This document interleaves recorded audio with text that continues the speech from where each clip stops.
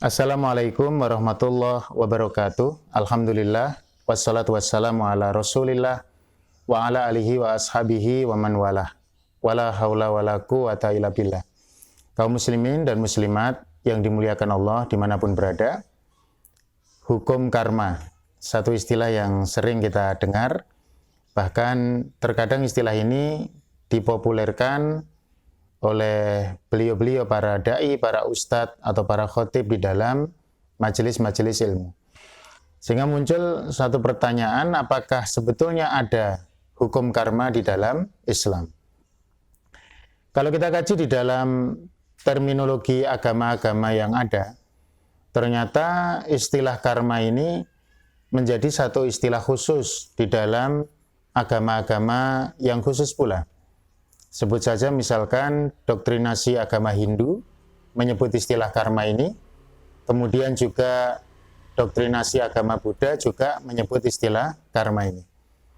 Bahkan dalam salah satu term agama-agama yang lain, karma ini menjadi satu bagian daripada ciri-ciri khusus di dalam agama-agama yang ada. Ada satu istilah misalkan yang disebut dalam salah satu agama bahwa karma ini bagian daripada panca srada. Jadi ada panca itu 5, srada itu keyakinan. Entah di agama Hindu atau Buddha, di beberapa sekte ya. Nanti silakan dikaji lebih dalam terkait dengan terminologi ini.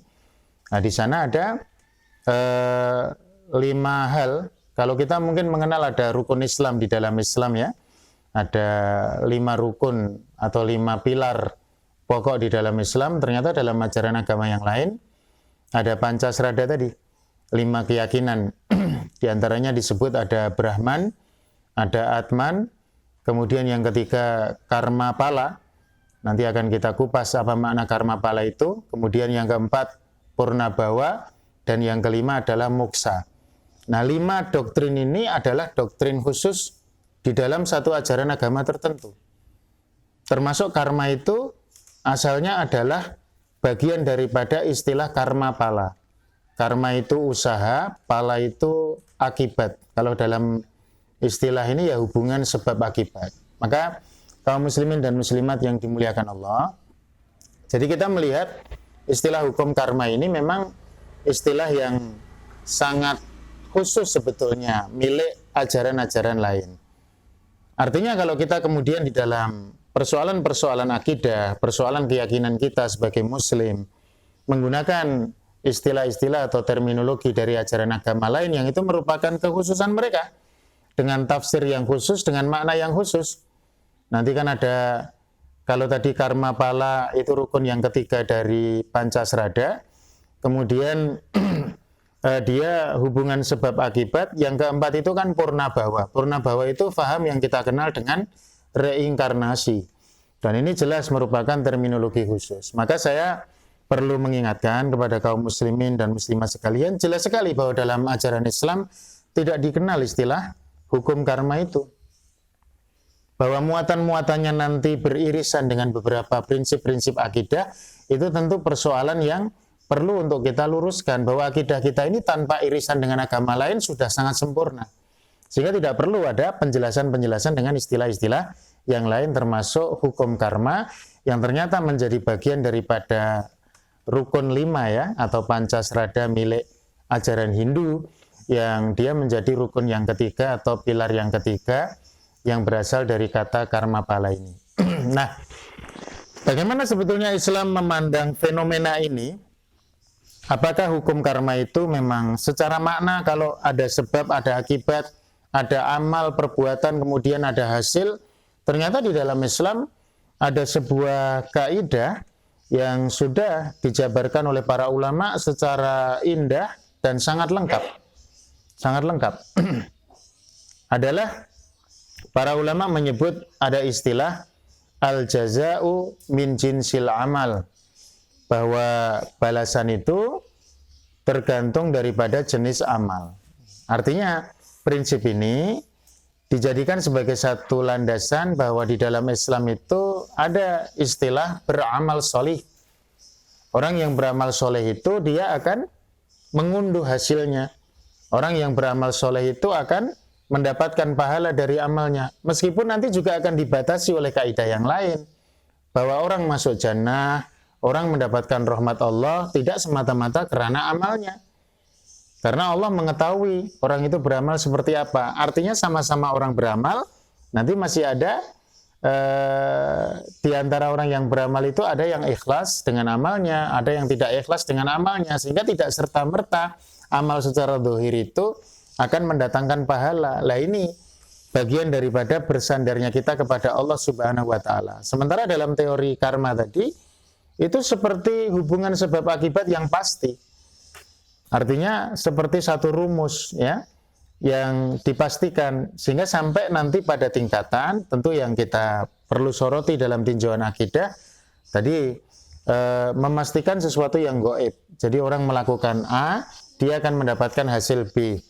Kadang-kadang kalau dalam tinjauan akidah kan kita memahami tidak mesti sama-sama orang berusaha dengan satu usaha yang sama, dia menghasilkan hasil yang sama pula. Ternyata tidak mesti begitu. Kadang juga berbeda. Nah ini ya.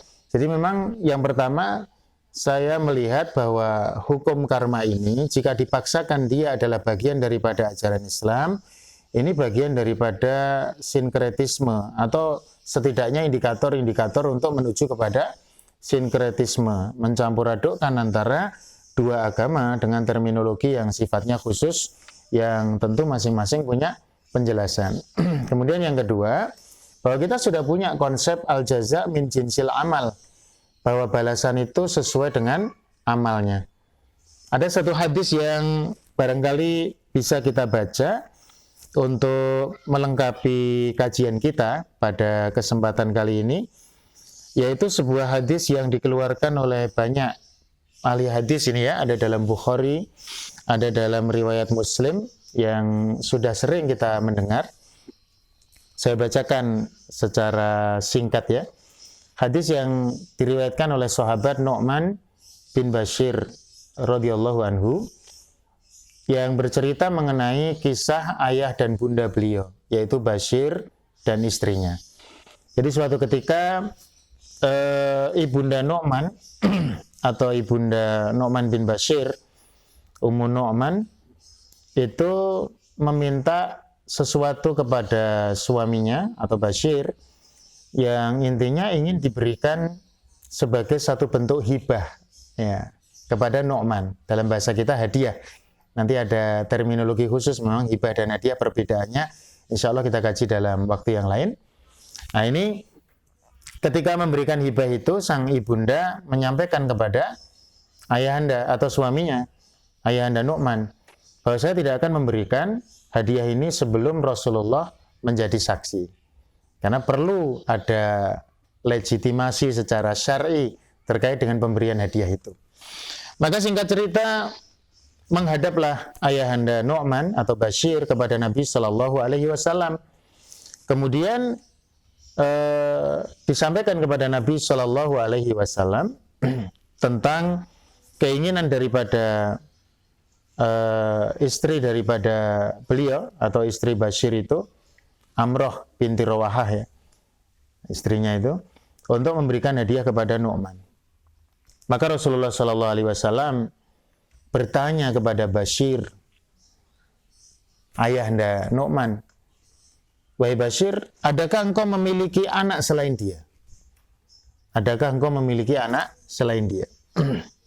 Maka kemudian Bashir menjawab, iya, saya punya anak selain dia. Maka Rasulullah melanjutkan pertanyaan, apakah engkau akan memberikan hibah ini kepada anak-anak yang lain selain Nu'man? Ternyata tidak. Bashir hanya ingin memberikan hadiah itu kepada Nu'man. Maka Nabi pun juga bertanya, apakah engkau menginginkan birun, bakti anakmu itu semuanya, atau hanya baktinya Nu'man saja? Saya ringkas maknanya dari beberapa riwayat hadis.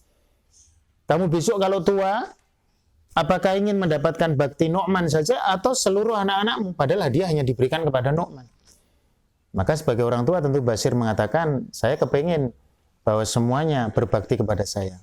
Kalau begitu, kata Nabi, saya tidak akan menjadi saksi bagi hadiah yang tidak adil ini. Artinya, sebagian ulama melihat bahwa hadis ini adalah bagian daripada konsepsi tadi al-jaza min jinsil amal. Orang tua menanam apa, dia memberikan hadiah kepada satu anak padahal dia punya lebih dari satu anak, itu nanti akan membawa akibat di kehidupan setelahnya, yaitu baktinya anak yang mungkin akan berbeda karena satu diberikan hadiah, yang lain tidak. Nah, ini konsep dalam Islam yang nanti akan kita uraikan dalam video-video berikutnya insyaallah. Semoga bermanfaat. Barakallahu fikum.